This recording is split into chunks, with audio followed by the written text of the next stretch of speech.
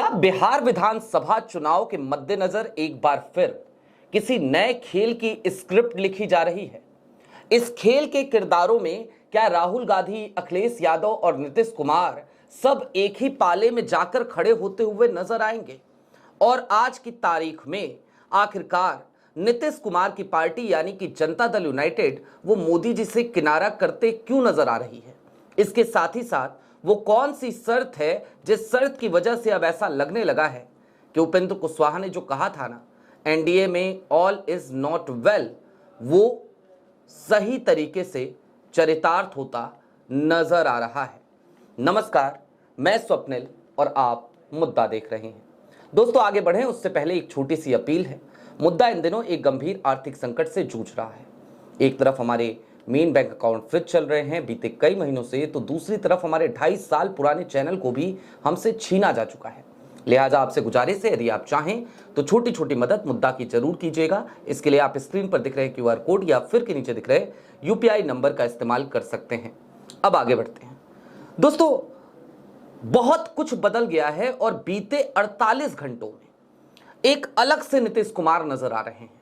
जरा सोचिए, वो नीतीश कुमार जो मंच से सीधे तौर पर बिहार की जनता को ये कहा करते थे कि सब लोग खड़े हो जाइए, प्रधानमंत्री नरेंद्र मोदी के सम्मान में खड़े होइए और इनको प्रणाम कीजिए। आज की तारीख में वो नीतीश कुमार खुद को एक कमरे में बंद कर चुके हैं। वो खुद अपने हाथों में इस बात की कमान भी ले चुके हैं कि टिकट वही बांटेंगे। तमाम प्रत्याशी उनके पास जा रहे हैं और खुद अपने हाथों से वो सिंबल बांट रहे हैं, यानी कि फॉर्म बी बांट रहे हैं, वो पीला लिफाफा।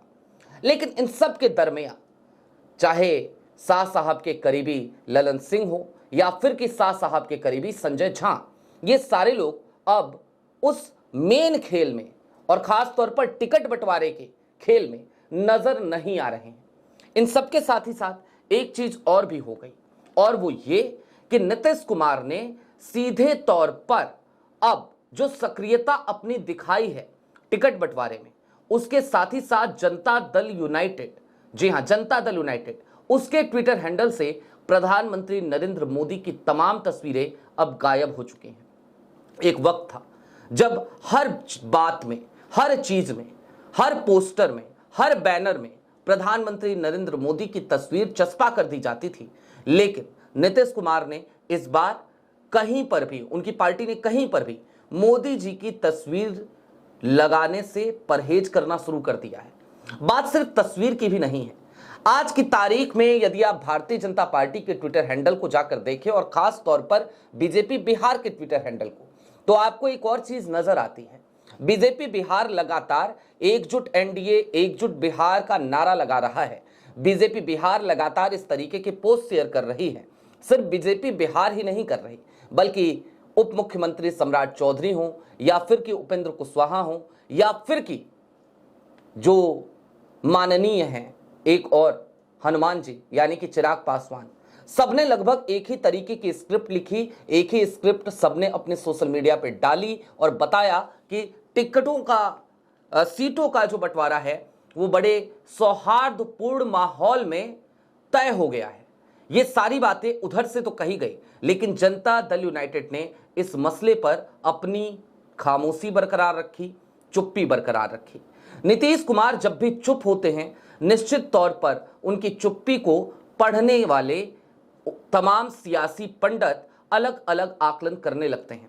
और ऐसा ही एक आकलन आज की तारीख में तमाम सियासी पंडित कर रहे हैं। सियासी गलियारों में इस बात की चर्चा शुरू हो गई है। दरअसल ऐसा नहीं है कि सिर्फ और सिर्फ जो नीतीश कुमार का खेमा है, जो एनडीए का खेमा है, उसी में इधर उधर, इसी में इस तरीके की अफरा तफरी है, उसी में इस तरीके का बवाल है। सच्चाई तो यह भी है कि इंडिया अलायंस यानी कि महागठबंधन, आरजेडी और कांग्रेस के बीच में भी सब कुछ फिक्स नहीं हो पा रहा है। सीटों का बंटवारा, एक पेच वहां पर जो फंस रहा है वो कहीं ना कहीं क्वालिटी सीट्स हैं, यानी कि वो सीट जहां पर कांग्रेस को लगता है कि वो जीत सकती है, जिताऊ सीटें हैं, उन सीटों को कांग्रेस अपने खाते में चाहती है।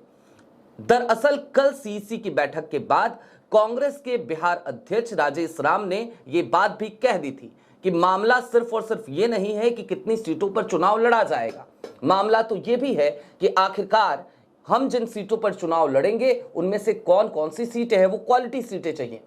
निश्चित तौर पर इधर आरजेडी और कांग्रेस में भी खटास की तमाम खबरें आ रही हैं।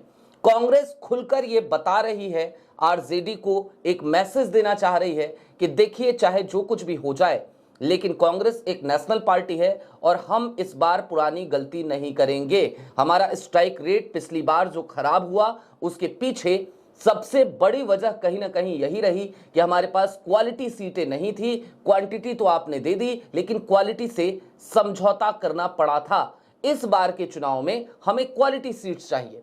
यहां तक कि कांग्रेस के अभी तक कोई सूची नहीं आई है, उसके बावजूद कांग्रेस के 2 प्रत्याशियों ने इस बात का ऐलान कर दिया है कि वो कल की तारीख में यानी 16 अक्टूबर की तारीख में अपना नामांकन करेंगे।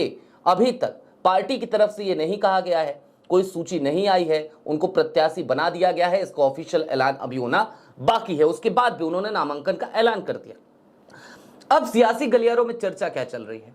सियासी गलियारों में चर्चा इस बात की होने लगी है कि नीतीश कुमार यदि नाराज होते हैं तो इसका असर क्या सिर्फ बिहार तक ही रहेगा, या फिर कि नीतीश कुमार के नाराज होने का असर बिहार से निकलकर दिल्ली दरबार को और ज्यादा टेंशन दे सकता है।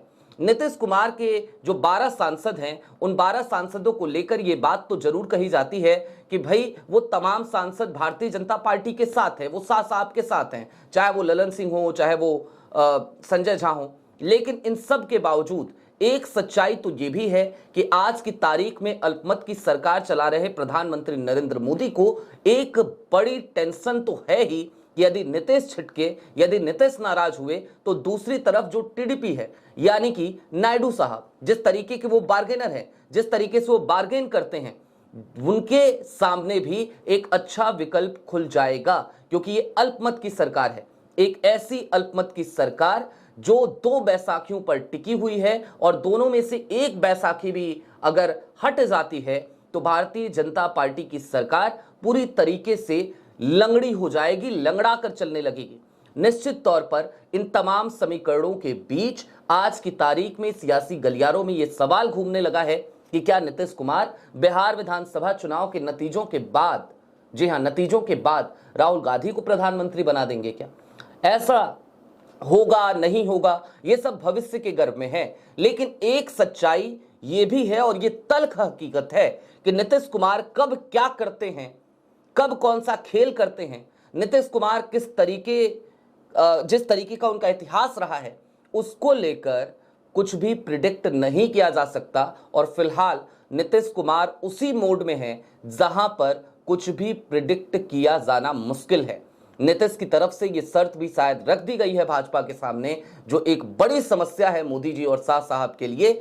नीतीश कुमार चाहते हैं कि सिर्फ नीतीश कुमार के नेतृत्व की बात ना हो, बल्कि चुनाव के साथ ही साथ चुनाव से पहले इस चुनाव में नीतीश कुमार को सीएम फेस प्रोजेक्ट करते हुए बात आगे बढ़ाई जाए।